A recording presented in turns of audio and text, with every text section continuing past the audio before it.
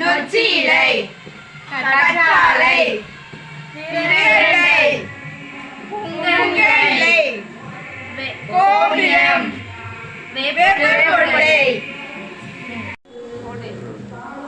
புங்கை சேர்த்தல்,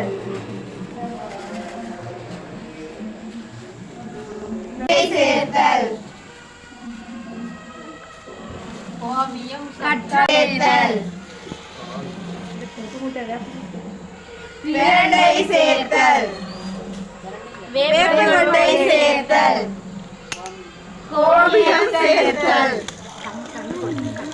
சேர்த்தல். நன்றாக கலக்கவும்.